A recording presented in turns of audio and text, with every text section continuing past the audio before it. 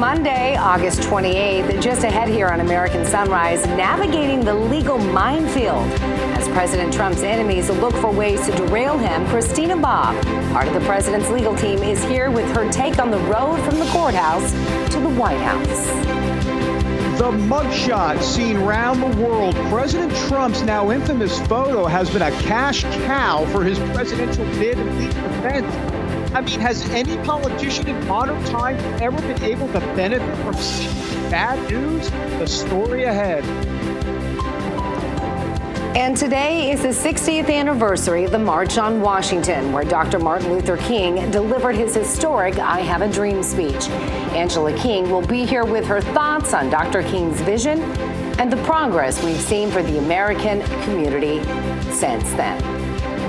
Plus, as Vivek Ramaswamy is starting to climb in the polls, Ron DeSantis is squarely in his rearview mirror. Later, how the entrepreneur turned presidential candidate has become the most unlikely candidate, the most like Trump, to run with the other Republicans. And 2 years ago today, America lost 13 of its best and bravest ahead of Biden's bungled pullout from Afghanistan.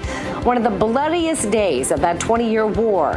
Today, we honor them and their memory.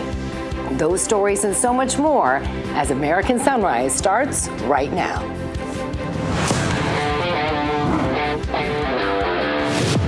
We've got your back as you start your day.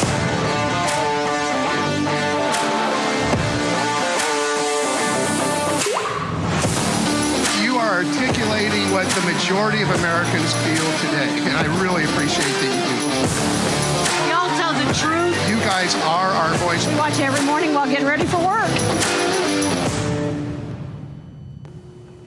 Good morning. Happy Monday to you. I'm Miranda Khan, live from West Palm Beach. Gina has the day off, but David Brody is with us in D.C. David, it's Monday. How was your weekend? Well, thank you, Miranda. My weekend was great, and thanks for asking. Now that it's official, it's on the record. You were asking how my Monday is, and it was great. Actually, you're asking how my weekend was, and it was great. I went to the Renaissance Festival over the weekend, and let me just be very clear. At my age, after 5 hours at the Renaissance Festival, I'm out. That's it. I can't deal with the. No, that's it. Look, and I know, price point situation, like it was like $24. I'm starting to do the math. I'm like, did I really get my money's worth? But here's the thing, the Geoffrey Chaucer hat, I decided not to get a Chaucer hat at the Renaissance Festival because I think it's kind of, whatever. I think it's a little geeky to kind of dress up at these things, but everybody's dressed up. And I was going to get the Chaucer hat, and then it was like $174, and I'm like, sorry, not happening. So I didn't do that. But anyhow, I had a great week. What about you, Miranda? That sounds a lot more fun than what I had this weekend. Gina always makes fun of me. Too bad she's not here right now. Her son, Bo, actually broke his arm over his birthday weekend. So we're going to have a little prayer for him coming up in a moment. But no, mine was mostly catching up, but I did get to go to a friend's house for barbecue. So, I was happy with that, but it was kind of one of those, let's get some stuff done. But Renfest, I'll have to go back there again. That was one of my sister's favorites. So we need pictures of you in costume. Yeah, no, for sure. And actually, sadly, I have one picture, which I think I'm going to send to the crew later. Colin, folks, I'm going to send it to you. But in the meantime, that is not in the headlines today. But I know there are other stories making news in the headlines, Miranda. That there are. Thank you so much. And let's get to those headlines right now. Happening today, the federal judge overseeing the DOJ's case involving allegations that President Trump tried to overturn the 2020 election is expected to set a trial date. U.S. District Judge Tanya Kachan will hold a hearing today to discuss next steps. President Trump's lawyers are asking for an April 2026 trial date. Prosecutors want trial set for January 2nd of next year. Meantime, the newest case against President Trump out of Georgia will stand its first legal test today. This as Fulton County District Attorney Fani Willis will be back in court to lay out details of her massive racketeering case against the 45th president and his 18 co-defendants. Today's arguments have to do with White House Chief of Staff Mark Meadows' motion to over his case to federal court, or to have it thrown out altogether, to actually have it moved over there, rather. Meanwhile, Florida Governor Ron DeSantis dealing with a handful of challenges back in the Sunshine State this morning as his state prepares for Tropical Storm Idalia to make a landfall later this week. The governor and presidential candidate is dealing with the fury of people in Jacksonville after 3 people were killed in what police are describing as a racially motivated attack and hate crime. While trying to console a grieving community at a vigil Sunday, DeSantis was loudly booed. During his remarks, Governor DeSantis called the gunman a, quote, major league scumbag and promised funding for added security in the neighborhood where the shooting happened.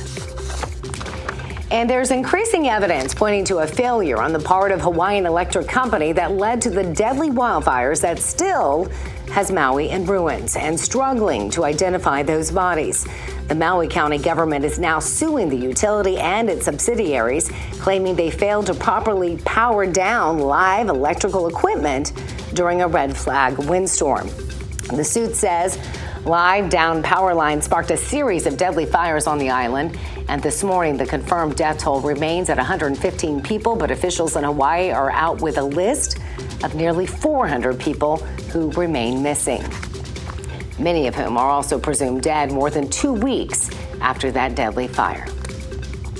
All right, I want to welcome David back in. And again, as I mentioned, Dr. Gina not here today because her son Bo had a birthday and broke his arm. Talk about epic birthday. I think he's going to be okay, but he may have to have surgery. So this Bible verse is for them and all of you at home. This is Psalms 4, verses 6 through 8. There are many who say, who will show us any good? Lord, lift up the light of your countenance upon us. You have put gladness in my heart more than in the season, than the grain and wine increase. I will both lie down in peace and sleep. For you alone, O Lord, make me dwell in safety. Very nice. Love that. It's what we need right now, for sure. For what she needs right now. Exactly. So prayers go out to Dr. Gigi, and her beautiful son, Bo. Hopefully a swift recovery. Sure. All right, lots of prayers too going out to the president. President Trump's enemies are looking to the Constitution and any legal way necessary to keep him out of office. Leftist legal scholars have been batting around this idea, that the 14th Amendment, which bars former civilian or military officials from holding office if they have, quote, engaged in insurrection or rebellion against the United States government, could be used against President Trump. Now, the law prevented ex-Confederates from seeking office after the Civil War. So some think that this tactic could actually work. So is this a threat to President Trump? That's a real question right now. Joining us now with Insider Reaction is Trump attorney Christina Bobb. Christina, always good to have you here on Real America's Voice. Thank you so much for having me. I'm happy to be here.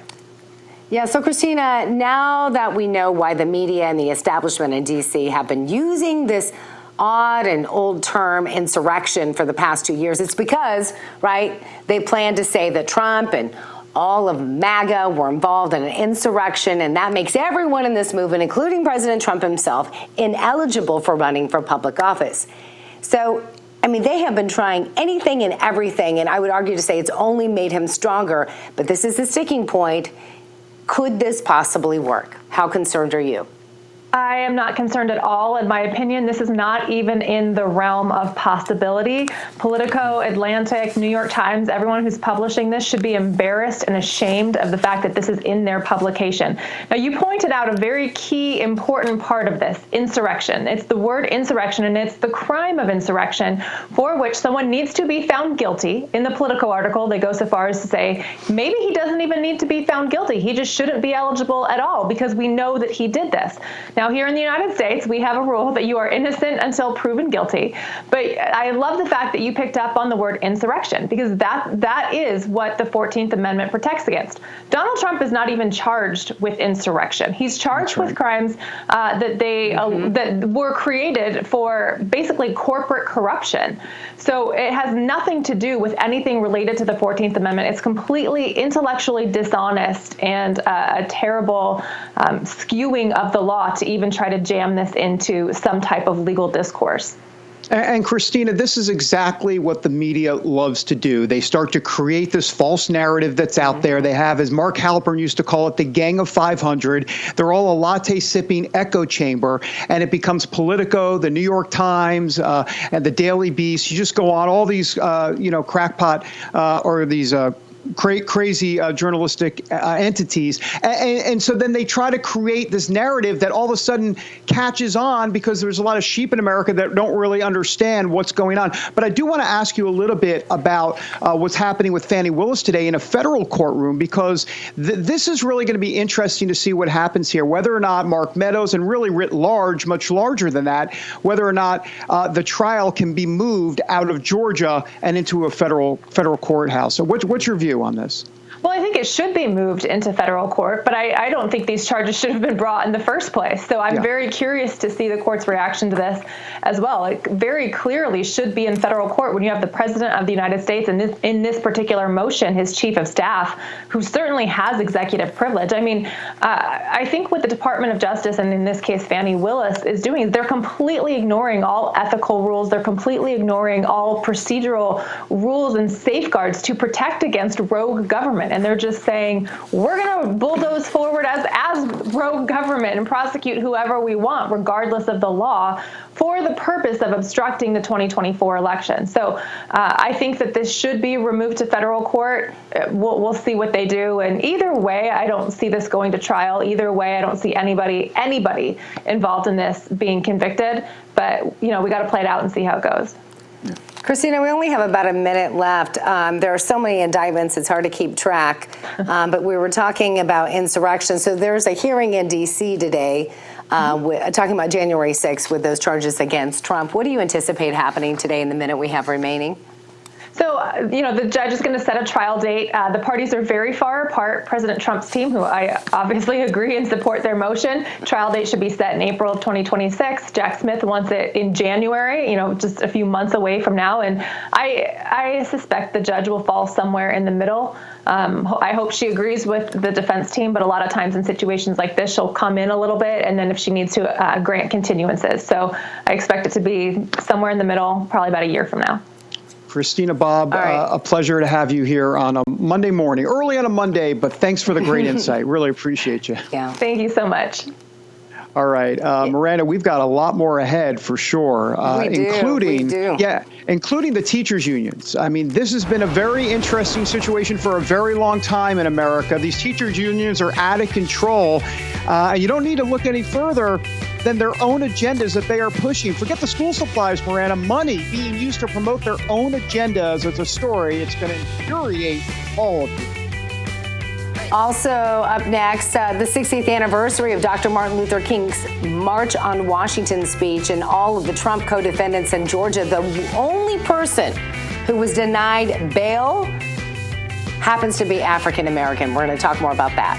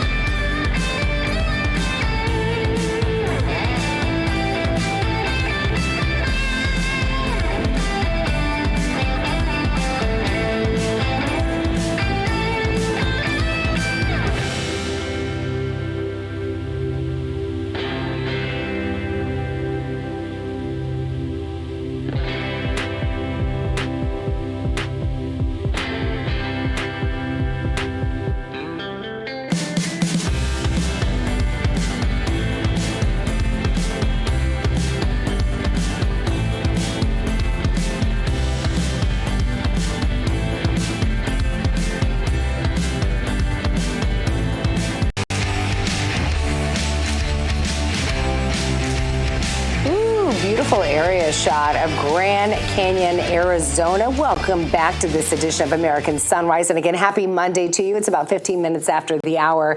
Here's a question about equal justice and these United States. And it comes ironically on the 60th anniversary of Martin Luther King's speech there on the March on Washington. Did you know that the only Trump co-defendant, take a look at your screen, in the Georgia election case, who was denied bail and who remains in the Fulton County Jail, is also the only black man of the 19 co-defendants? I mean, look at this headline. Harrison Floyd couldn't afford a lawyer and requested a public defender, but the judge denied his request. He was the only one to go before the judge with no legal representation. And the judge said she would not agree to release him on bond. So he sits in the jail, denied bail, and denied legal representation. And he's the head of Black Voices for Trump. Again, can't stress this enough. The only black man among 19. So where's ACLU? Where's the NAACP? Al Sharpton, Jesse Jackson. I mean, a two-tier justice system indeed, right there. I want to welcome back my friend David. David, this is infuriating. Oh, I mean, it's just, Al Sharpton, paging Al Sharpton, like you say. And here's the thing. It's infuriating on so many different levels. Let's just start with this. Harrison Floyd said it was going to cost him anywhere up to $100,000 to get a lawyer. And he said he wasn't going to do that. He wasn't going to put his family into debt. I mean, he's got X, Y, and Z bills. I mean, it's just, here's what they're doing. What they're doing is the deep state, right? DOJ, FBI, all these people, they're purposely trying to, in essence, bankrupt people. I mean, yes. I know Without specifically a doubt. Yeah, I know specifically a couple folks in the regarding the J6 cases where, they can't afford a lawyer. And so that's what happens. You just go into jail, and that's that. And by the way, on the public defender, let's be clear about a public defender. If you are 25% above the poverty line, if you're 25% above it, you're basically not entitled to a public defender. They basically say you can afford it. But the problem here is that this is such a high-profile case that you're really going to have this horrible-looking situation here to put the only African-American man of all of the defendants down there in Georgia who's going to sit in jail because you couldn't give him a public defender. I mean, come on. I mean, you would think that they would make, at least from a PR standpoint, give the guy a public defender and just don't look ridiculous. But they don't care. They're going to any cost, all lengths here, to make sure this is taken care of the way they want it to be taken care of. Exactly. It's just outrageous. And again, ironic that this is happening on the 60th anniversary of the March on Washington, which we're going to talk more about in just a moment. And I'd love to know what those of you at home think. So you can always join us, join the conversation, join the Rab family on social media and share your voice with us. But I have to ask you about this real quickly. Have you ever wondered why schools have become so left-wing? I mean, you need to look no further than the unions, right, that represent the teachers. So take a look at this exclusive from Daily Caller. The nation's two largest teacher unions shelled out millions of their members' dues on lobbying and other political initiatives. Between 2021 and 2022, the American Federation of Teachers spent close to $36 million of members' dues on politics, giving thousands to left-wing organizations such as Friends for Kathy Hochul, the Democratic New York governor's campaign, Media Matters, et cetera. There's been a lot of talks from Republicans, David, to completely do away with the Board of Education, that the whole education system needs to be more privatized. There needs to be a major overhaul. Do you think it will ever happen, though? I don't think so, at least not in the America we're living in today. But that doesn't mean we don't give up the fight, and we have to obviously pursue that for sure. But this idea that politicians make this blanket statement, we're going to get rid of the Department of Education, it sounds great. But unless we, the people, actually push them to do so, it's not going to happen. Miranda, here's the thing. Mike Pompeo, the former Secretary of State, called Randi Weingarten, one of the big teacher union bosses out there, the most dangerous woman or dangerous person in America because she wields enormous influence. This is what the battlefield is all about right here, our school kids, our school classrooms. Yeah, it is. And so for those of you at home, weigh in. There's the question. Should we get rid of the Board of Education? Would love to know your thoughts. Join us on Getter, Truth Social, you name it. Up next, that mugshot of President Trump is not only filling his campaign account, it's firing up his base. When in history did a photograph doom a candidate? Well, we've got the answer. That and more coming up next, right here on American Sunrise.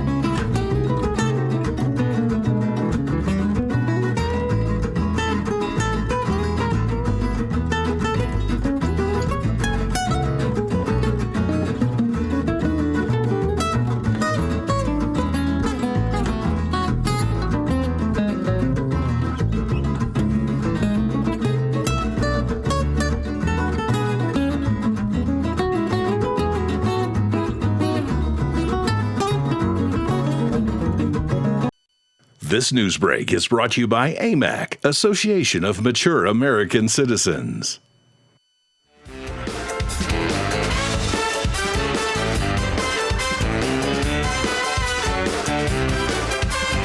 And welcome back, everybody, to American Sunrise, Colorado Springs, Colorado. I know that place. I lived in Colorado Springs for 10 years. It is absolutely gorgeous. I love the state of Colorado. And by Colorado, Miranda Khan, help me out. I don't know. I think it's Colorado. I messed it up. Did I mess it up? Anyhow. No, so it's interesting you bring that up, and I didn't know that you lived there 10 years. Of course, that's where our headquarters are. By the way, I was trying. Someone corrected me from the team the other day because I say Colorado, and they're like, "No, it's Colorado." Colorado, so Colorado. I don't want to offend anybody that's from Colorado. It just sounds weird when I say that. Let me just say, but it's a beautiful state. It's beautiful. And I know Jerry Seinfeld has the puffy shirt. Forget the puffy shirt. Puffy clouds. Puffy clouds in Colorado. Those beautiful clouds in Colorado. They're just like, I just want to, how do I say this? Eat them. They're like marshmallows. It's like, oh my God. Okay, yes, I just said I want to eat clouds, but that's kind of strange. But anyhow, now to you, Miranda, because you've got headlines. I know. You got to get the headlines. I know. You can tell it's Monday. All right, let's go to AMAC. The Association of Mature American Citizens is the conservative voice for Americans 50 and older. AMAC is fighting for the values that you hold dear. Join today. Together, we can write the course of America. And of course, we want to thank AMAC for sponsoring these headlines. A new infamous, I guess you would call it, mugshot in history is now part of a mural along the heavily traveled Atlanta Beltline. Take a look at your screen. Popular Atlanta muralist Chris Veal was ready with his spray paint cans as soon as President Trump's mugshot was posted. Veal says everyone who passes by is loving it. Everybody seems to enjoy it. So far, everybody's kind of laughing, smiling, giving high fives and stuff. So far, it's been pretty positive. It's going to be one of the most iconic pictures in the country for years to come. So, what do you hope people take away as they pass this mugshot in mural form on the Atlanta Beltline? I hope they get a kick out of it. I hope they keep up with it and get out and vote. Well, it's getting a lot of attention from those of you at home. In just a matter of days, President Trump's mugshot has reportedly raised more than $7 million. That's the number Politico is attributing to the Trump campaign. Friday alone, the 45th president pulled in more than $4 million in a single day. That is the highest 24 hours fundraising period of his campaign so far. Think about that, one day. Meantime, Arizona Congressman Andy Biggs is among one of the group of conservative lawmakers on Capitol Hill pushing a measure to prohibit federal funds from going to Fulton County District Attorney Fani Willis's office. So Republicans on the House Judiciary Committee are also investigating Willis's office over the 2.5-year-long investigation into President Trump. In other news, Florida now bracing for the impact of a tropical storm. The system is expected to strengthen to a hurricane today, in fact, and bring with it winds and storm surges to the Sunshine State by later this week. Forecasters say it could strengthen to a Category 2 hurricane with winds up to 110 miles an hour by the time it's expected to make landfall again later in the week here in Florida. Right now, though, it looks like it will blow along shore and North Florida's Big Bend area, where the panhandle becomes more of a peninsula, which is typical of most storms. They tend to hit the Gulf more so than they do the east side. The National Weather Service says Idalia could cause flash flooding from heavy rain along Florida's west coast and into southern Georgia. We'll be sure and keep an eye on it.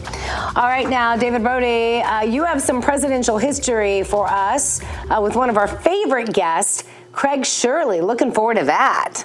Yeah, thanks, Miranda. You know, you mentioned those the millions of dollars that Trump raised just off the mugshot alone. It's actually now been $20 million over the last 3 weeks, which obviously coincides with everything going down, not just in Atlanta, but of course all of the indictments before that. Let's bring in presidential historian Craig Shirley. Craig, great to have you back on the show. And look, it's the mugshot heard all around the world. It's doing great gangbusters-wise financially for Trump. But what about historically?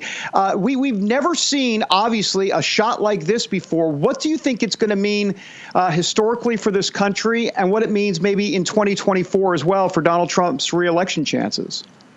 You know, it means a lot, actually. And I'll bet you not $1 that he got in contributions came from Los Angeles or Washington, D.C. or Chicago or New York City. It all came from middle America. We are no longer a country of Republicans versus Democrats or even liberals versus conservatives. We are a country of establishment versus anti-establishment. And the establishment doesn't understand. Every time they attack him or use an instrument of the establishment, like the Georgia DA or like other Justice Department, anything else, it only makes Donald Trump stronger. The best analogy I can come up with is he's like Antaeus, who was a Greek god who actually became stronger the more he became attacked. Donald Trump is like Antaeus. He becomes stronger the more he's attacked. He's going to win the Republican nomination. There's nothing that's going to stop him, not even a freight train. And he's ahead of the polls. Look, the psychic connection that he has to make right now is he's had his troubles with government, instruments of the establishment. Guess what? All of us have had troubles with government, whether the IRS or the local school board or the police department or some form of government, local, state, or federal. And he has to go out there and say, like you, I've been battling government, abusive, corrupt government, like you. He has to make that connection to the majority of American voters who have also had problems with government. Yeah, and he can definitely play that card for sure. Craig, I want to show a few pictures here. Remember the Gary Hart picture? Because we have the Trump mugshot, but of course, Gary Hart and Donna Rice, back in the day, there they are along the monkey business boat, and that sunk Gary Hart's campaign. And then you had Dukakis, of course, Michael Dukakis back in 1988. Oy Gavolt. I literally might be throwing up in my mouth when I see that, but Dukakis in the military, with the military helmet and everything, that sunk his campaign. What is it about those pictures? Because they sunk campaigns, but with Trump, you have a mugshot far worse than any of that technically on paper, and yet it's not sinking his campaign. Because America has changed, one. And two is that those pictures went against their images. Michael Dukakis was not seen as a military man, so people reacted harshly when he was in a military. They saw him as a fake and a phony. And then Gary Hart, of course, was running as the reform candidate, and all of a sudden he gets sidetracked with having an affair. So they ran contrary to the images they were trying to present to the American people. But don't forget, Nixon in 1960 sweating in the debate with John Kennedy. That picture was seen by millions on TV and newspapers. So images mean a lot. Pictures mean a lot. A picture, is worth 1,000 words, as the old saying goes. Do you believe this mugshot, I've got about a minute left, maybe a little less, do you believe this mugshot could actually propel Trump to the presidency yet again? Because this is going to resonate with blue-collar Americans, some that he did lose in 2020. I'm curious about that. Yeah, no, absolutely. It is part of a broader, larger narrative about Donald Trump taking on the establishment. So this picture is simply sends a message to the American people that he is again being tormented or being chased or being harassed by elements of the corrupt establishment. And this is also part and parcel of what I'm trying to say here is that corruption is that the establishment doesn't mind being corrupt. In fact, they embrace it. They're not ashamed of it at all. The Georgia DA putting up a website raising political money, confirming that this is all political. They don't mind. They don't care. It's all about naked power. That's all it's about. Whereas the anti-establishment tends to be anti-corrupt or is anti-corrupt or wants people to believe or tries to do their best to be anti-corrupt. So underlying the establishment versus anti-establishment is corruption versus anti-corruption. Craig Shirley, always a pleasure to have you on the show. Thanks so much. Really appreciate it. All right. When we come back on American Sunrise, it's time for the morning wellness check. Hey, I need that every day at my age. Who watching this morning popped a heartburn blocker or plan to before you start your day? If so, you may want to think twice before you do. We're back in a moment on American Sunrise across the country.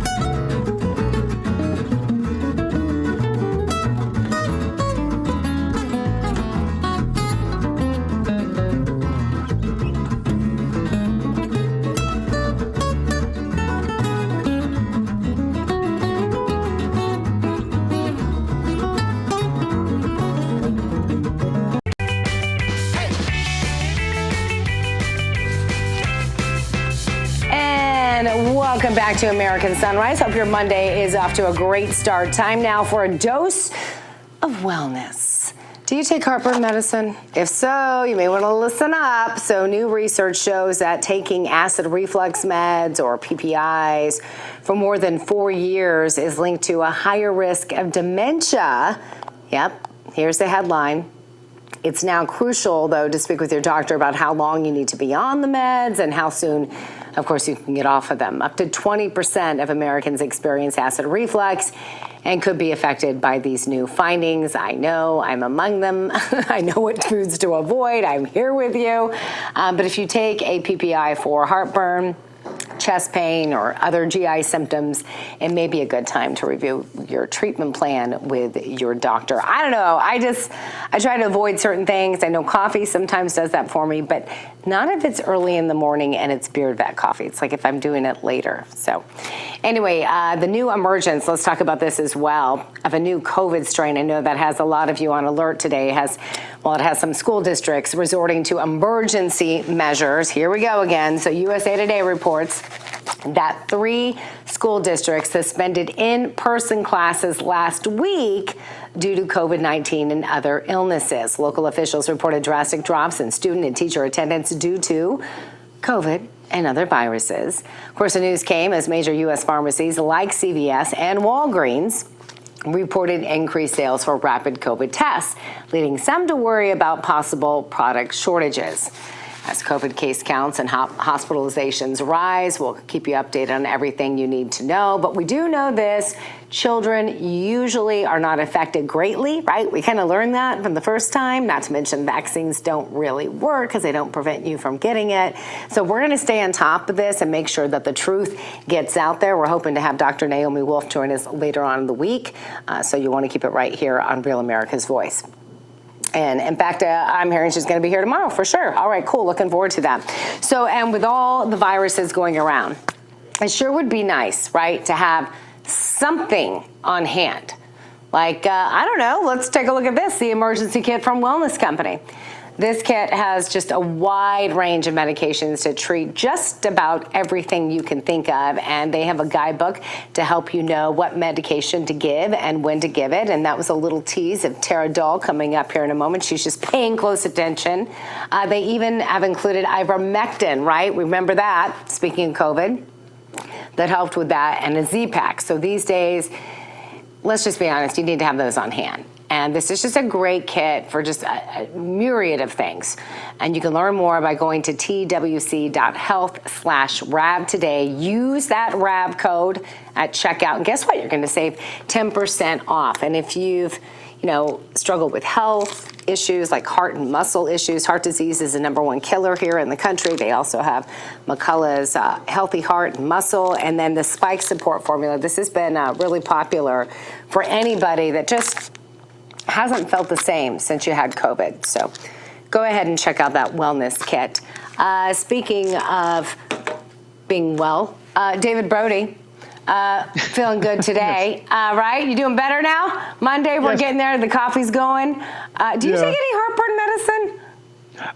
Well, let me just say, I don't mind divulging my medical, stuff on air, so why not? I have a bit of a high blood pressure, but that seemed to coincide with the Biden administration. I don't know. Maybe it's me. I'm here with you. But I'm just saying, all of a sudden, I kid you not, actually, my blood pressure has been rising literally since 2021. We're like January of 2021. So go figure. Or actually, I think I can put 2 and 2 together. Yeah, that's Bidenomics. That's really what we mean when we talk about Bidenomics. That's right. There are some pretty big anniversaries today. Coming up a little later, we're going to be talking about the 60th anniversary of that March on Washington. Of course, most of us know that because that's when Martin Luther King Jr. gave his I Have a Dream speech. But today is also a somber anniversary as well. I want to make sure that we recognize this, that it was 2 years ago that 13 brave service members were tragically killed in Afghanistan at the Kabul airport. The attack was one of the deadliest days for American forces in the 20-year war, and it took place just days after that U.S. botched withdrawal from the country, courtesy of Joe Biden himself. Great. Those killed, you're looking at them on your screen. I think it's important that we recognize their faces. Their families have been forever impacted because of that split decision, that irresponsible decision. There's no other way to say it.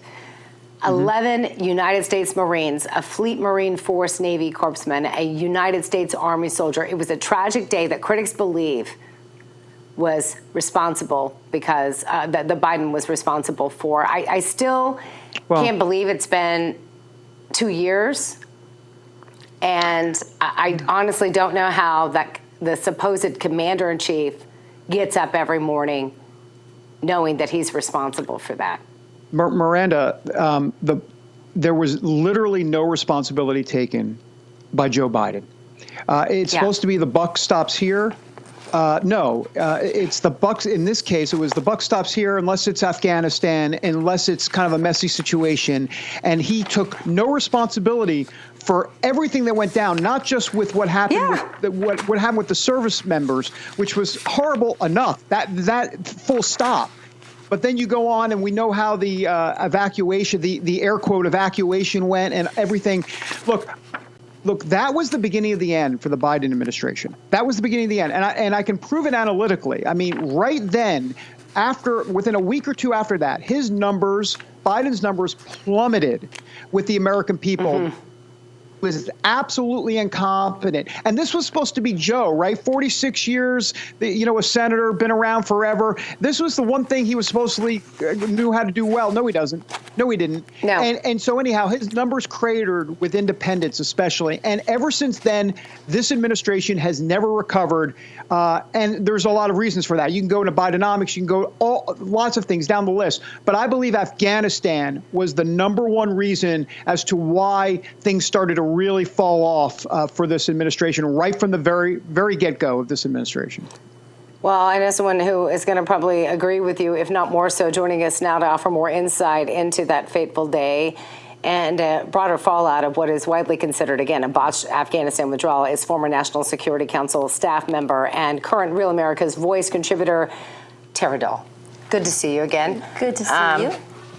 It's hard because we're looking at the March on Washington, and that's such a pivotal moment in our history where we really felt like we were coming together as a nation, right? And we were going in the right direction. And then to have this botched withdrawal in Afghanistan with a commander-in-chief who won't take an ounce of responsibility for that. And going to David's point, I mean, he said he believes it was a turning point. What's it like for you, having worked under the Trump administration? Yeah, I think Biden's withdrawal from Afghanistan, it really marked the surrender of America's credibility. It really was a pivotal moment in America's history that will be forever remembered as really a black eye on this administration. Yeah. And I can't even imagine what it would be like. I served in Afghanistan with the American Red Cross. I was over there with our troops in the hospitals with them. Then I went back and I embedded with the U.S. Marines in Helmand Province. And so I was able to see firsthand what it was like for these service members just to get a glimpse of the sacrifice that they made. And I can't imagine what it feels like for the service members and the families to be betrayed by this administration with how we departed Afghanistan. You think about it now, when you have a Secretary Austin right now, Secretary of Defense, who just said several months ago at a congressional hearing that he has no regrets over the withdrawal of Afghanistan. No regrets over the withdrawal of Afghanistan. We gave $7 billion worth of U.S. military equipment into the hands of the Taliban, which went into the hands of Al-Qaeda, which went into hands of Al-Haqqani. We have a shortage. And this military equipment now is being found in countries like India, our allied countries, which is now being used by other Pakistani terrorist groups.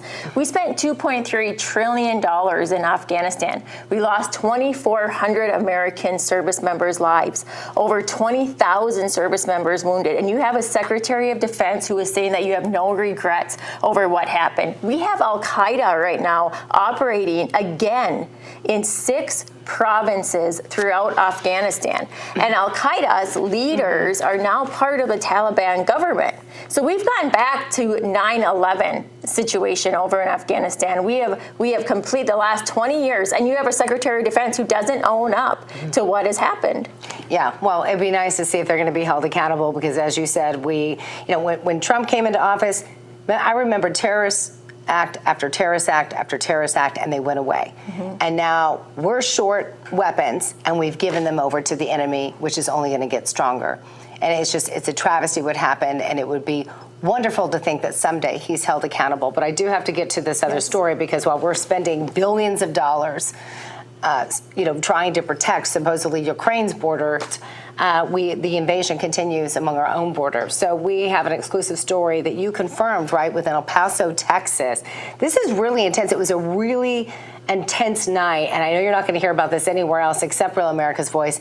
Real quickly, tell us what happened. Yeah, so we reported on Saturday, we got reports that in El Paso, Texas, at the Bridge of Americas, there was a group of migrants crossing, and there was another group of men that came down the hill from the Mexican side, and one of those men had a knife, and they were targeting the migrants, and it looked like they were going to stab one of the migrants. And so the Texas National Guard saw this, fired shots at the man that had the knife, and so that those men ran back up the hill to the Mexican side.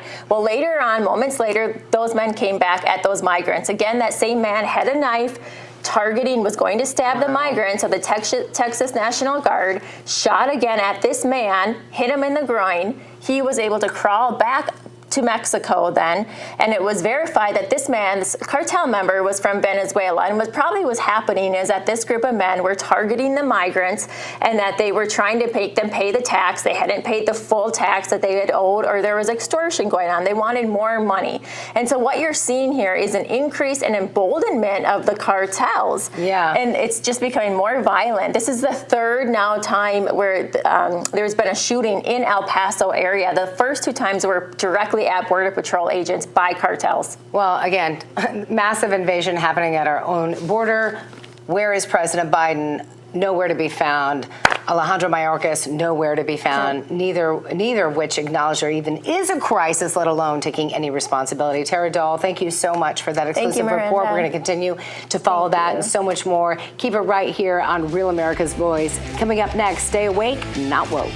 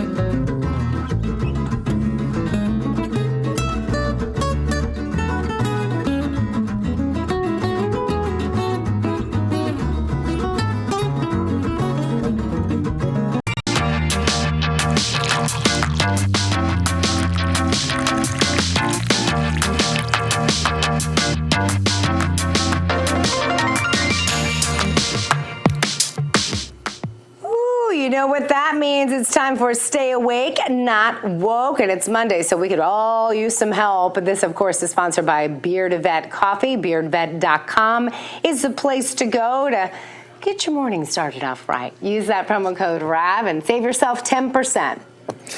All right, we want to welcome you back in, Terrance. Sorry, I hear you. Didn't mean to step on you. No problem at all. No problem at all. Good morning, David. Good morning, Miranda. It's good to see both of you. So our Stay Awake, Not Woke segment this morning features a topic that, well, it just can't seem to get out of the headlines these days. I'm talking about Bud Light here, which, of course, was once one of America's favorite beers, and it's out now with a new ad in hopes of trying to save face and save its business. You probably remember that the company went woke earlier this year, sending customers scrambling. But even with this new campaign targeted at NFL fans ahead of football season, some conservatives, well, I think it's probably safe to say they just aren't sold, guys. The campaign includes a minute-long commercial featuring Bud Light's, quote, real fans. So here it is. Check it out for yourself, and then we'll talk about it on the other side.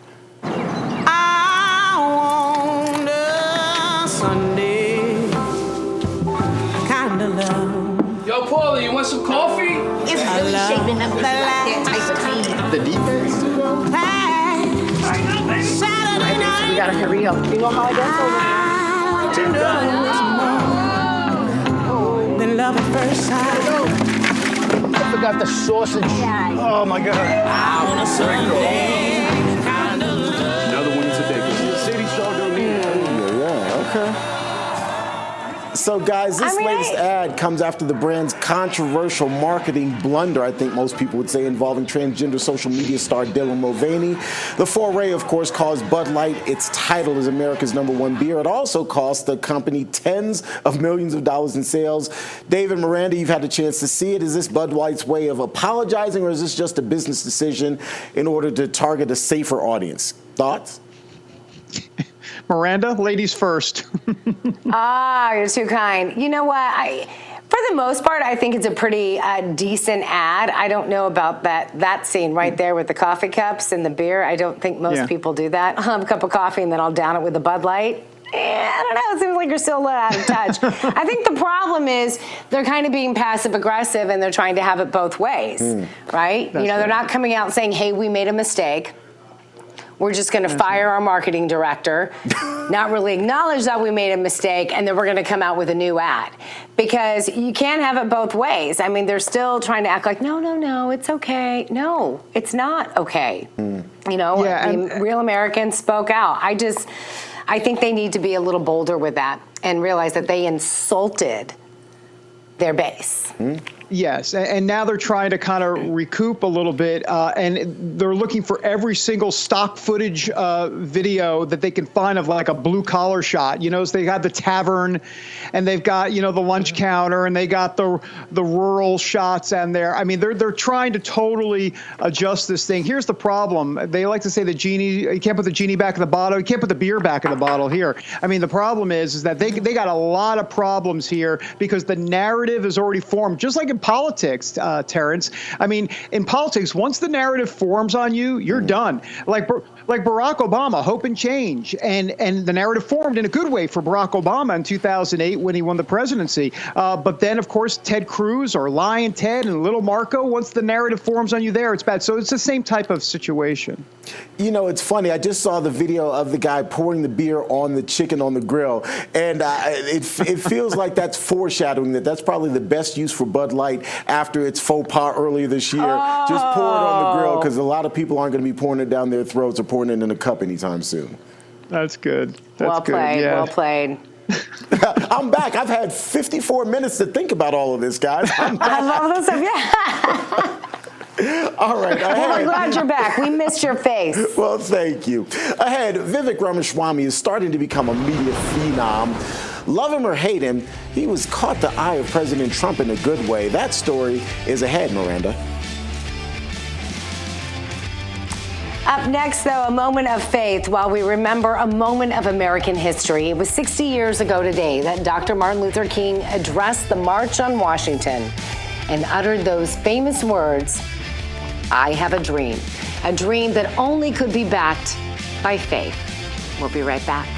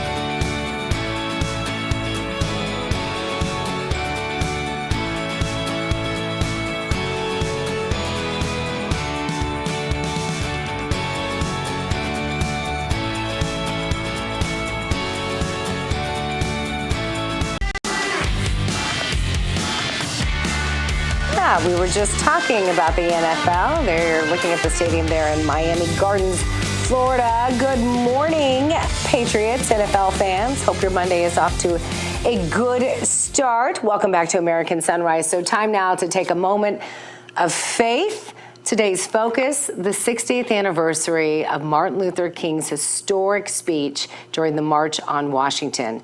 Ahead in our next hour, we will be speaking to Angela King. But first, reflections on what that day means for America.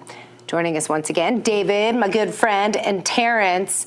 What an incredible, I become a history nerd. I love looking at this old footage there. It's just so amazing. And I remember hearing that speech. I think I was in junior high. And I just got chills just hearing it. Still to this day, it is like such an amazing speech. You know, and so much is made of the I Have a Dream speech during this event. But this really was a massive event, largely pushed by entertainers Sidney Poitier, Harry Belafonte. They funded a lot of this. And I think one of the things that's lost in the March on Washington is that this wasn't just about blacks marching on Washington. This was an entire community. You had Jews that joined in. You had white politicians. There were also white entertainers. This really was a true community. And I think one of the salient points that we still live through and live with from that march was the whole idea of the content of a person's character as opposed to the color of their skin. That is something that I think remains and is still such a salient, poignant point today in American society, David. Yeah, and so you're right, Terrance. And sadly, what also remains alive and well still in America is racism. Look, I mean, yes, have we made strides in this country? Sure, but can we just call it out for what it is? Racism is from the pit of hell. It is evil, and there's no other way to say it. And it's not what God intended for this earth, but we have free will as human beings, and we have screwed it up big time. And there's a lot of people in this country that have screwed it up based on the evil of racism. So let's just make very clear that point, and let's put a full stop right there. Now, as we move on, I think the issue here where we live in today is that it's all become so political.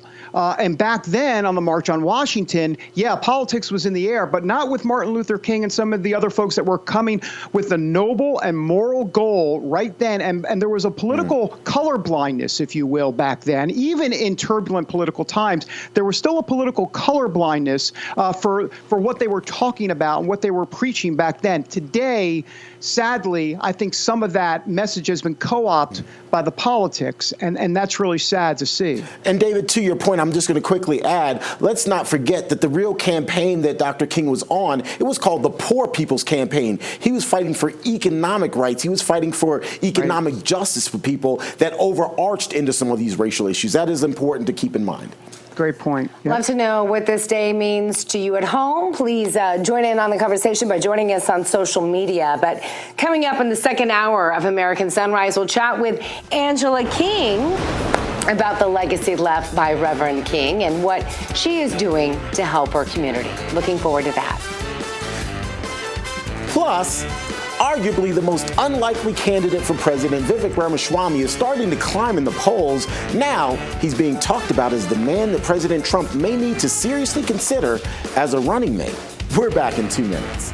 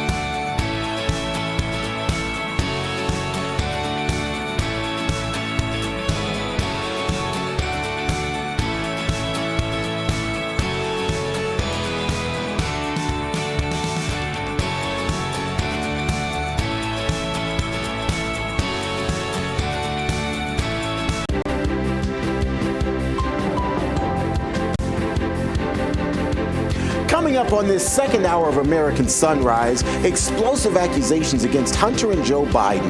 The source has ties to Ukraine and Russia. Details ahead. Vivek Ramaswamy is rising in the polls along with Ron DeSantis' blood pressure. How Vivek has become the most unlikely candidate in a race that Trump is keeping tabs on. And today is the 60th anniversary of Martin Luther King's speech during this historic March on Washington. Angela King will be here with her thoughts on Dr. King's vision and the progress and pitfalls we've seen for the African American community since then. Hour 2 of American Sunrise starts right now.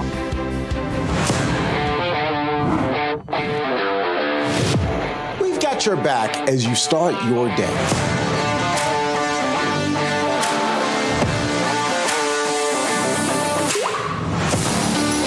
Articulating what the majority of Americans feel today, and I really appreciate that you do. Y'all tell the truth. You guys are our voice. We watch every morning while getting ready for work.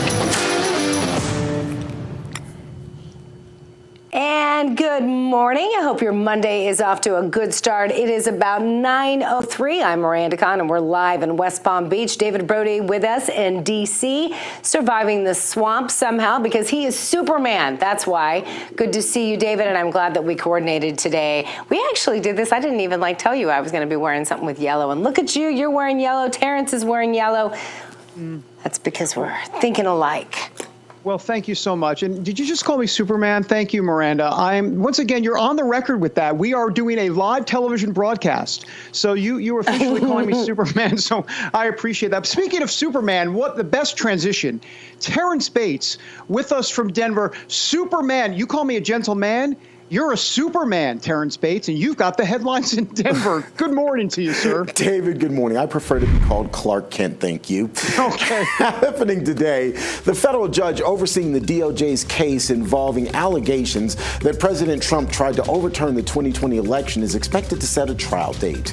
U.S. District Judge Tanya Chutkan will hold a hearing today to discuss next steps. President Trump's lawyers are asking for an April 2026 trial date, but prosecutors want trial set for January 2nd of next year. In the meantime, the newest case against President Trump out of Georgia will stand its first legal test today as Fulton County District Attorney Fani Willis will be back in court to lay out details of her massive racketeering case against the 45th president and his 18 co-defendants. Today's arguments have to do with White House Chief of Staff Mark Meadows' motion to have his case, to move his case, to federal court or to have it thrown out altogether. Battle lines are starting to form this morning over your child's education. In fact, fresh off of his vacation, President Biden is turning his focus to student performance in the aftermath of the COVID-19 pandemic. The president will visit a middle school in Washington to mark his push for Congress to increase funding for public schools. You may remember that conservatives continue to fight back against what many call the Biden administration's efforts to push racial and identity politics in schools. Critics have also called out the Biden Justice Department for calling activist parents terrorists and for targeting them.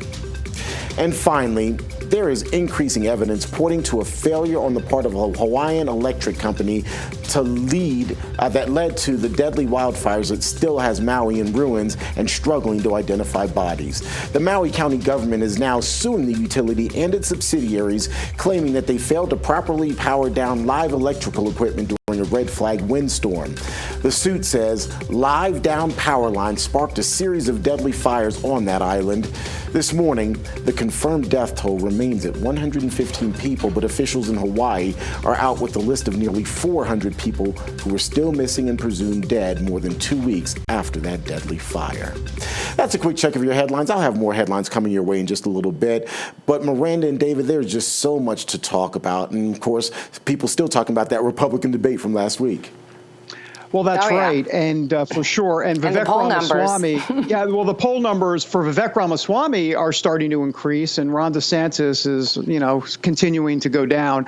But, there's one guy, Miranda and Terrance, who has started to say, hey, wait a minute here. From a PR standpoint, from a media standpoint, Vivek Ramaswamy is kind of starting to channel his inner Trump. And we saw that on the debate stage. It was Adam Weiss who said, the media expert and PR director here, who talked about how Vivek Ramaswamy has been extremely impressive and is channeling Trump on that debate stage. And of course, we know Vivek Ramaswamy's poll numbers have gone up and DeSantis's have gone down. So let's bring in Adam Weiss now. Adam, good to see you. Make the case for Vivek. And I say make the case, not to be president because Trump's up by 40, 50, 60 points. But what is Vivek doing right here? Well, Vivek is doing everything, hitting every chord, every button, and hitting the media spots that it needs to be hit. You know, you don't win an election just by going to the base. And I think all these candidates are being too safe, going to cherry-picking conservative outlets. And one of the reasons why Trump did so well back in 2016-15 during the race, I was watching, and we had some really impressive candidates, Senator Cruz, you know, all the Lindsey Graham. They were impressive. They had great track records. But one thing standing back, as being a political observer I was, and being in the media business, when Trump was attacked and by the mainstream media and what we call the left-wing media, he fought right back. And I'm saying, why haven't Republicans done this for decades? If Mitt Romney stood up and did 1/10 of what Trump did, fighting against the media bias, he probably would have won that race against Obama. But they'd rather be liked by the Beltway. And I'm watching Ramaswamy, and he's hitting every media outlet, left, right, moderate. You turn on a podcast with 10,000 people, and he's on it. You turn on MSNBC, he's on it.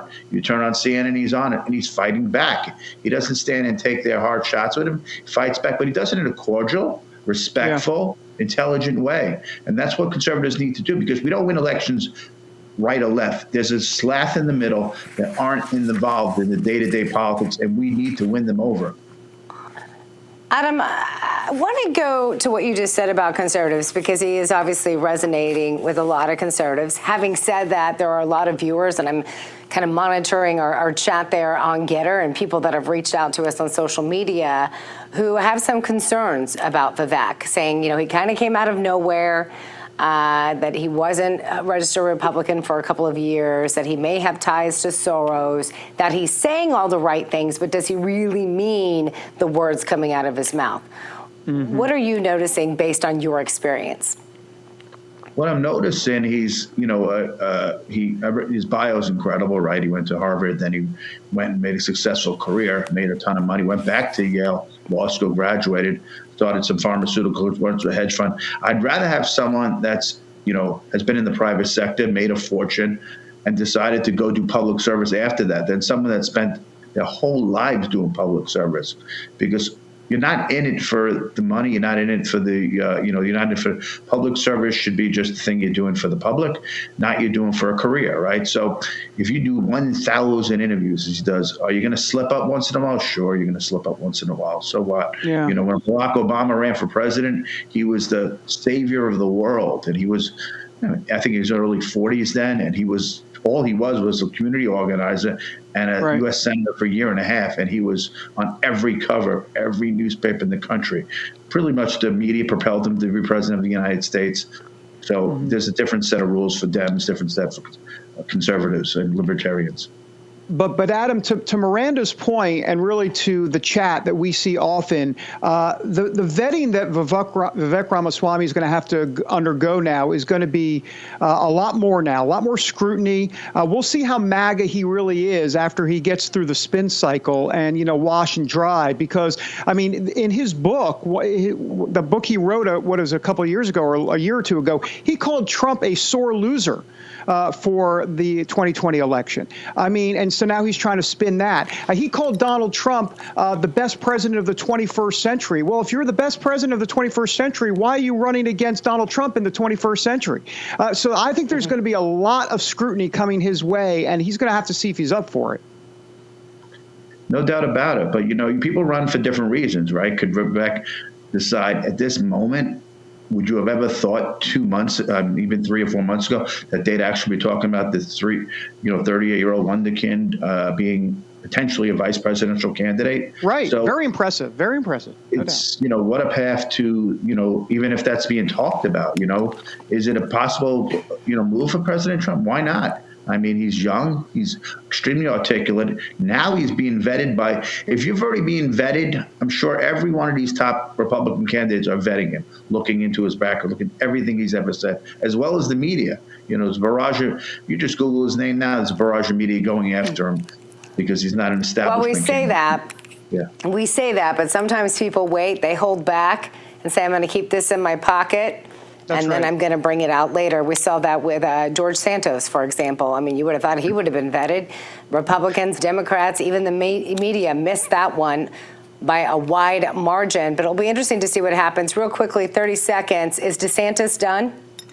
I think he had a good debate. I think he held his own. And, you know, and so we'll see what happens with DeSantis. But what DeSantis should really do is take a little playbook out of Trump and take a playbook out of Vivek. Has DeSantis ever come on American Sunrise more than, you know, has he been hitting up to every news outlet? Why not? You're the sitting governor. Hit every, if you can't combat some mainstream media, then you shouldn't be president anyway, because you're going to be sitting against brutal dictators, world leaders. He's a sitting governor, and the position is he should be hitting every airwave, because not only you get those clips you're on at the moment, if they become viral, that's even better afterwards. If you're in a little back and forth. Good point. Yeah. Yeah, well, we'll see what happens. Adam, thank you so much. See you again next Monday. Up next, so it's time to drain the swamp. Today's drain features some Russian swamp monsters, as well as an explosive, well, several explosive accusations against Hunter and Joe Biden.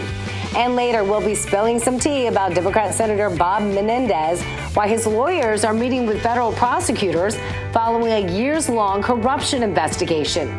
Two sugars with your two tiers of justice, anyone, shall we say? That's just ahead as American Sunrise continues.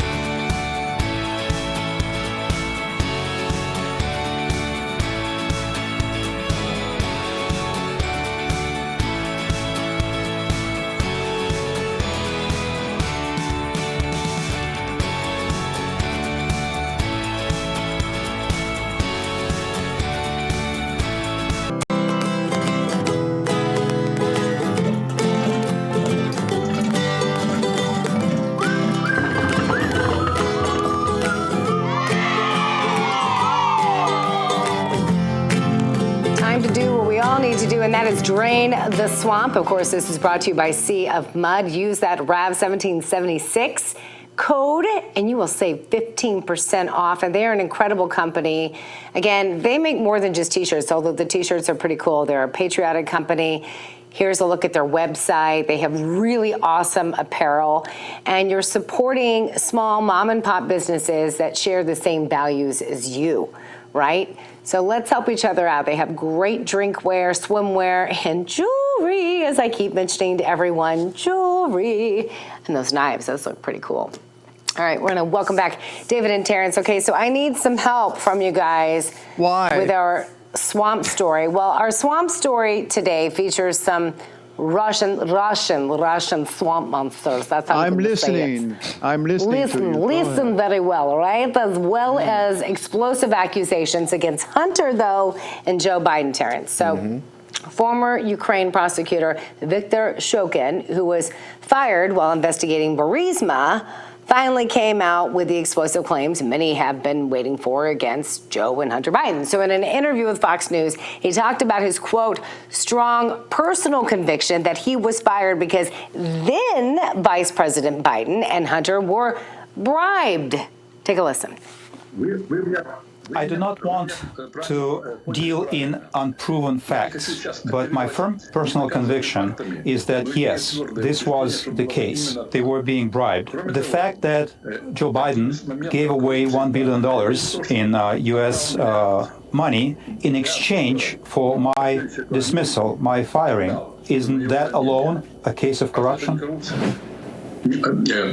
I have no doubt that there were illegal activities engaged in by Burisma. As a matter of fact, the criminal case had been started before me. It continued to expand. And Zlochevsky, who at the time held the post of minister and was the founder and CEO of Burisma, started bringing in people who could provide protection for him. Hunter Biden was among them. And the corruption network expanded as a result. So when Shokin was asked why he was fired by the former president of Ukraine, Shokin shockingly said this. Wait for it. Because he understood, and so did Vice President Biden, that had I continued to oversee the Burisma investigation, we would have found the facts about the corrupt activities that they were engaging in, that included both Hunter Biden and Devin Archer and others. Wow. And Shokin also said then Vice President Biden, quote, handled Ukraine like it was his own backyard, his words exactly, and went so far as to blame the Russia-Ukraine war actually on Biden's actions. Take a quick listen to this. There is no doubt that his actions have damaged the U.S. reputation in Ukraine. It is public knowledge. Everybody knows that it was because of Joe Biden's actions that Russia was able to claim Crimea without firing a single shot, which, of course, eventually led to a full-scale war that is currently underway. Real quickly, guys, because I know we're tight on time, but David, I just don't get it. I mean, we've seen video, we've seen emails, text messages, witnesses, you name it. What does it take to get an indictment against Biden and Hunter with all this going on? Well, this is what the House Republicans are in the middle of putting together. They've got to piece it together. I know you've mentioned memos and this and emails and that, but they've got to put it all together. And once they do, then a potential impeachment inquiry should begin in the House. And just real quick, John Solomon reported just a week or so ago about how the Treasury and Justice Department have memos saying, actually, Shokin wasn't so bad, that it was fine. That they were cracking down on corruption. And then all of a sudden, Biden does the exact opposite. That's going to be the linchpin in all of this, Terrance. Just really quickly, guys, here's the thing. It's going to be difficult to make a case against the sitting president here in the United States. However, there's a thing called the International Court of Justice in The Hague. Maybe there's a case to be made internationally that there was something happening and that there was influence being wielded by a U.S. president on another country. Maybe that's where this case is argued in the ICJ. Yeah, I don't know. It'll sure. be interesting to see if McCarthy does get this impeachment inquiry because, like, Trump is facing 4 different indictments for doing absolutely nothing wrong. No evidence whatsoever. Well, Up we've next, got a lot more. Still a lot more. Yeah, we do. The mortgage crisis, specifically. We know all about the mortgage crisis, as a matter of fact, and the slow death of the American dream. That report ahead as American Sunrise continues.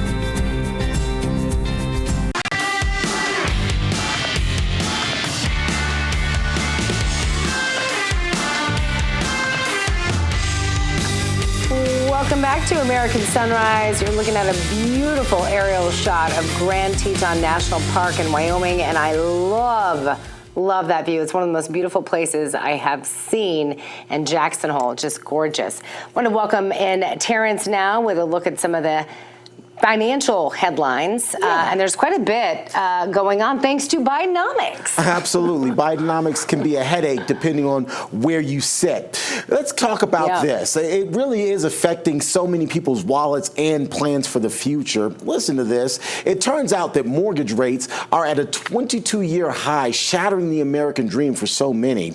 Experts warn the wealth gap is increasing between those who own and those who remain stuck on the sidelines. The result will create a, quote, huge social divide between homeowners and renters. And that's why many first-time home buyers appear to be throwing in the towel these days. An index from the Mortgage Bankers Association released on Wednesday shows the lowest number of mortgage applications for a home purchase in some 28 years. And Miranda, some critics, as you said, are pointing to reports like this as real examples of the impact that Bidenomics is having on the American dream. Yeah, it's just so sad. It's so many people right now. When I look at what's going on, what we're spending, almost $1,000 per household to fund Ukraine. Americans are spending anywhere between $700 to $900 more a month, and then these mortgage rates going up. And some people are also seeing their insurance rates, housing insurance as well as health insurance, go up, not just a little bit, but triple, quadruple of what it was over like a year ago. Making headlines, and we'll continue to monitor that and kind of help ease you through it. I know they're going, it's only Monday, but today does mark the 60th anniversary, as we mentioned earlier, of the March on Washington and the iconic words of Dr. Martin Luther King Jr. and his dream finally becoming a reality. So much good has come since that day, and so much still has to be achieved. We know that. Joining us now is Angela Stanton King, a former congressional candidate and founder of Auntie Angie's House. And thank you so much for joining us on this day. Good morning. Good morning. Thanks so much for being on the show. It's always a pleasure. Yes, good to see you. What does today mean to you? Looking at I was saying it earlier, looking at that black and white footage, what does it mean to you? Wow, it means a lot when you think about the memory of Martin Luther King Jr. and what all he stood for and what he fought for. You know, his most famous speech was, "I have a dream." And then he said that I have a dream that one day my children, my 4 little children, will be judged by the content of their character and not the color of their skin. And it's amazing to see what's happening now in today's society. Everything seems to be about the color of your skin. So when I look at that and I look at where we are today, I have to ask myself, how much progress have we made, especially a Black community that has continued to be loyal to a Democrat Party? I don't believe that the civil rights that Martin Luther King Jr. fought for back then are the civil rights that they have turned it into today. I don't remember us marching on the front line for abortion rights. I don't remember us marching on the front line for gender ideology for our children. I think we all need to remember what Martin Luther King stood for, as well as everyone else who marched with him, and we need to stick to that.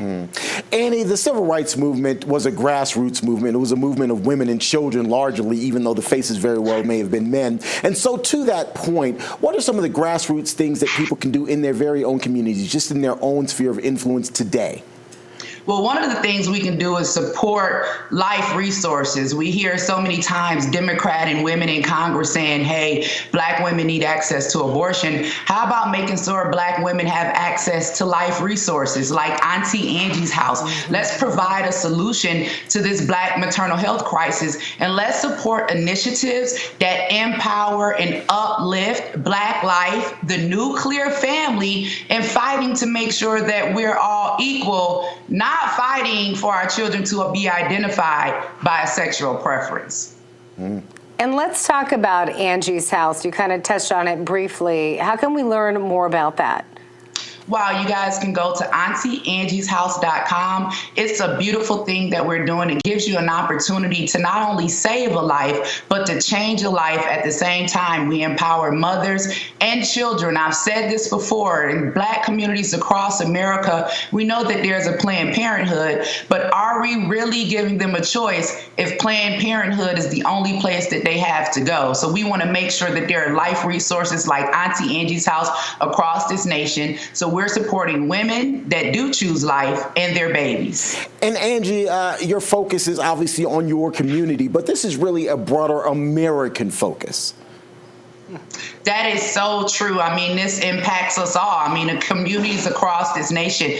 During COVID, we saw over $80 billion in funding go to an initiative like Planned Parenthood. And my thing is this: we watched this country be burned down while Trump was in office. They were all saying that Black lives matter. Do Black lives really matter if we're supporting initiatives that lynch Black life in the womb? I think it's important for this country to wake up. I think that we need to understand that whatever is at the head trickles down all the way to the bottom. So we need to make sure that we're supporting government policies that uplift and empower all life, not just Black life, but all life. Auntie Angie out Angie's here preaching. House. Yeah, be sure and check it out. Angie's House. Angela Stanton King, thank you so much for joining us here on American Sunrise. Please come back again. Will do. Love you guys. Have a nice day. God bless you. All right, let's get to some headlines. We're thinking you do it. Take it away, Terrance. We're thinking on the same, thinking along the same line. Let's get to those headlines brought to you by AMAC. The Association of Mature American Citizens is the conservative voice for Americans 50 and older. AMAC is fighting for the values that you hold dear. Join today. Together, we can write the course of America. So there's already lots of cheering on Wall Street to start this week off. The bell is getting ready to sound, and the markets in the early going looking really good. The Dow, there you go. The bell has rung. Now the Dow is up right now. The Dow is in the green. The S&P 500 in the green, as is the NASDAQ. So that is good news to report. But more interest rate hikes from the Federal Reserve are a real possibility this morning, following a year of consistent increases. That's the word from the Federal Reserve Chairman Jerome Powell, as inflation remains way too high. We are prepared to raise rates further if appropriate and intend to hold policy at a restrictive level until we are confident that inflation is moving sustainably down toward our objective. While Powell says progress is being made easing prices, he also believes that at least one more rate hike is likely to come for the rest of this year. In fact, the Fed has already raised rates by more than 5% since March of last year. Inflation has moved down to 3.3%, but that's still higher than the Fed's 2% goal. So that gets us to our sponsor. As central banks in countries like China, India, and Australia begin transitioning to a digital currency, the Federal Reserve has been contemplating the same thing for the U.S. With a digital currency, the government could track every single purchase you make. Officials could even prohibit you from purchasing certain products, or they could easily freeze or seize part or all of your money. These are just some of the reasons that concerned Americans are reaching out to the Birch Gold Group. They really want to have a physical asset that's independent of the U.S. dollar. Gold, held tax-sheltered in a retirement account, might be the thing for you. So learn if gold is right for you simply by texting the word America to the number 989898, and the Birch Gold Group will send you a free information kit on gold. With an A+ rating with the Better Business Bureau, thousands of satisfied customers, countless 5-star reviews, Birch Gold has been helping many listeners just like you from the very beginning. So again, text the word America to the number 989898 and claim your free information kit on gold, because if a central bank digital currency does become reality, gold will be a nice thing to have on hand. Well, we're going to take a quick break here. When we come back, 2024 is getting saucy. House Speaker Kevin McCarthy is adamant that an impeachment inquiry into Joe Biden will be slated for September. We shall see. We've got that story and more next on American Sunrise.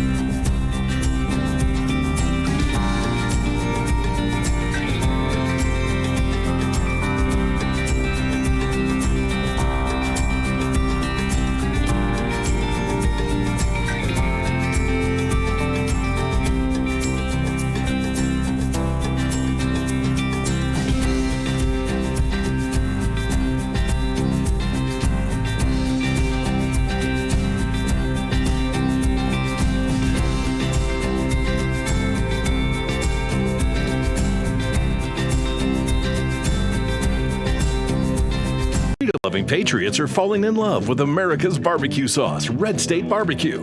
Red State's 8 different sauces are perfect for whatever sparks your barbecue palate. Visit redstatebbq.com. That's redstatebbq.com and use promo code RAV10 for 10% off. Red State Barbecue.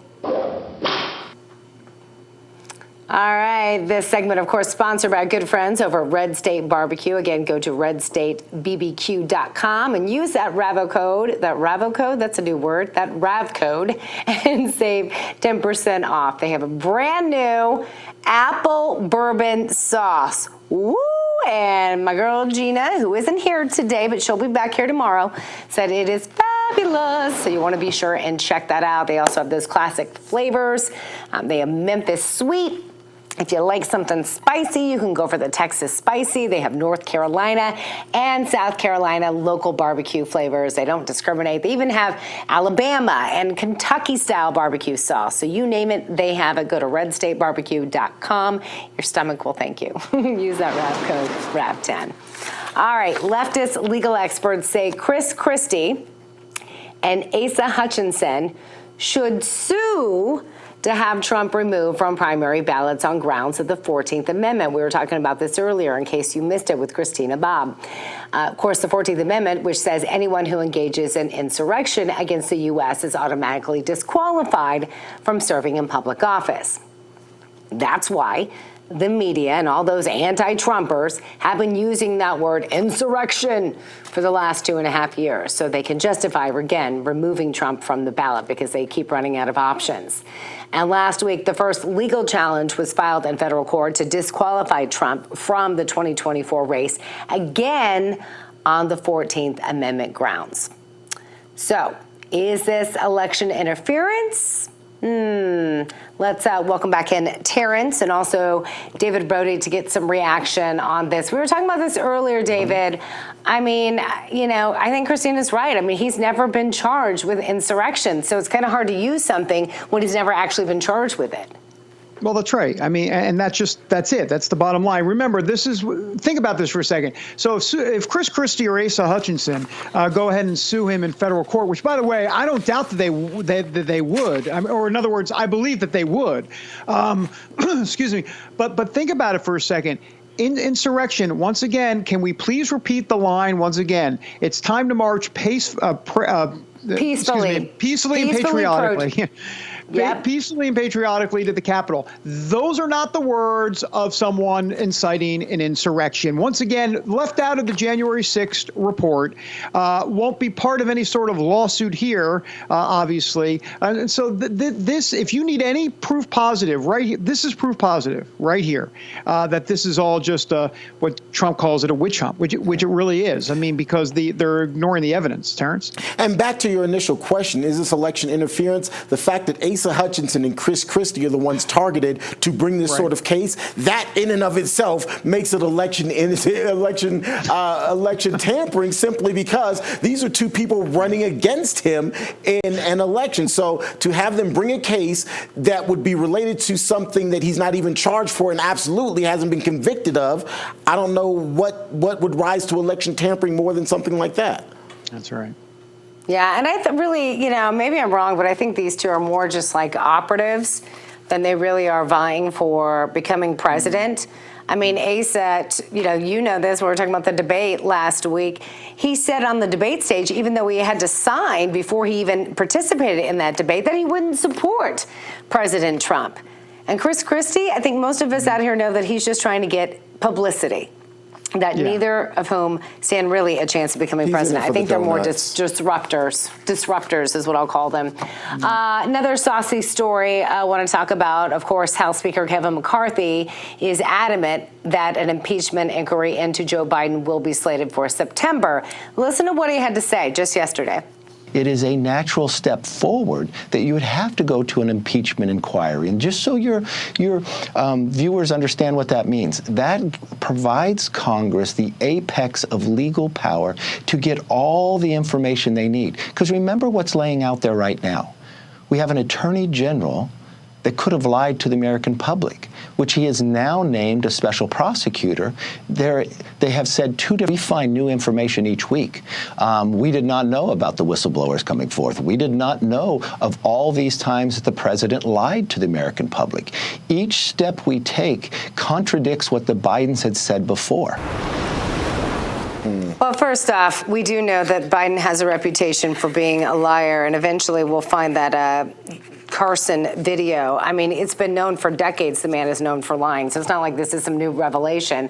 McCarthy said that the GOP's investigation on Biden has, quote, a culture of corruption that's been happening within the entire Biden family, and he intends to see what Biden will answer for that, and he will get around to that by the year 2030, I'm guessing at this point, because I don't know how much confidence I have, David, and I know you're in the swamp. To me, the jury's still out when it comes to Kevin McCarthy. I'm not saying he's not doing some good things. I know we had Marjorie Taylor Greene join us on the show a couple weeks back, and she fully supports him. But there's a part of me like, what does it take? I mean, how many years did we and how much money did we spend on that fake dossier for Russia collusion? And you look at all the evidence that we have against Biden and Hunter, I'm just kind of, what is taking so long? Well, even there was a Washington Post columnist the other day that said there's more than enough evidence to start an impeachment inquiry. So you got the Washington Post columnist saying that, you know you're in trouble. And also, as it relates to McCarthy, I mean, the proof is in the pudding.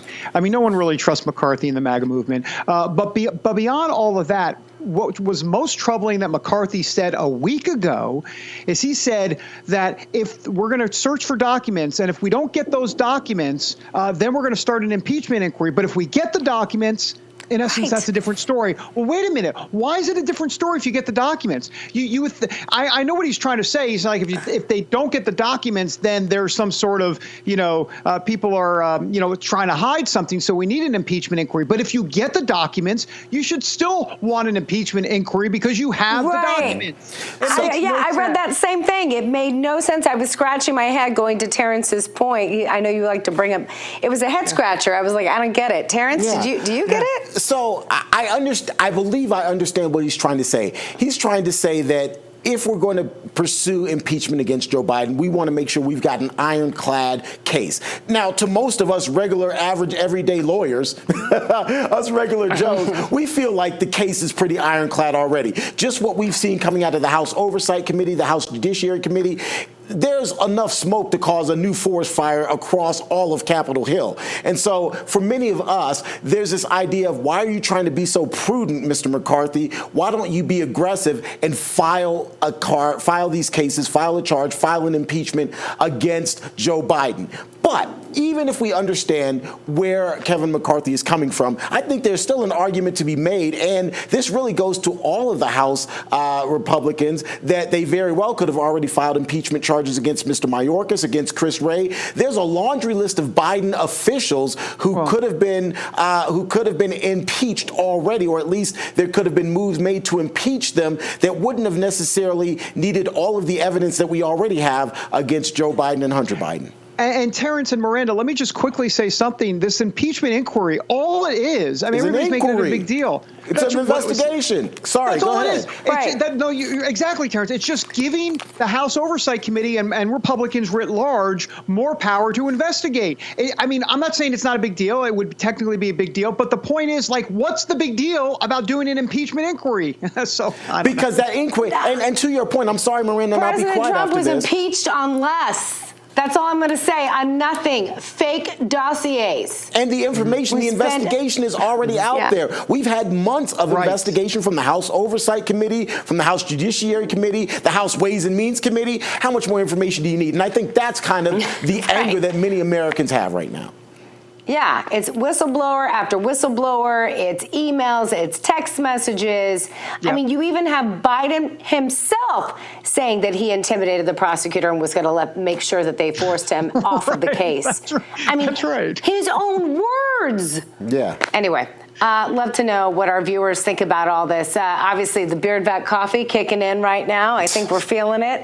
We're all fired up on a Monday. Hope you are too. Yeah, but I just think, enough time wasted. And I agree with you, David, going back to that point that it didn't make any sense that they were taking as long as they have been. Up next, though, time to spill some tea. Senator Bob Menendez is in hot water facing corruption charges having to do with some bling and things. Go get a cup and we'll spill some tea on the other side of this break. We'll be right back.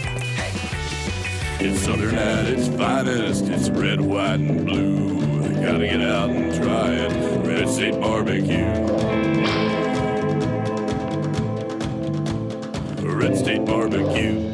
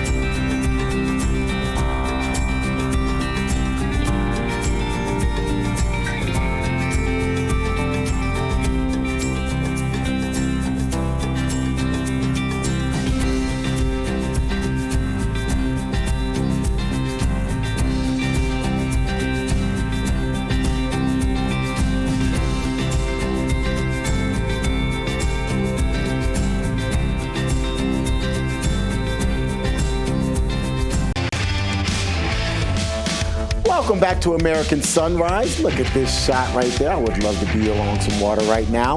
Speaking of water, though, it is time to spill some tea.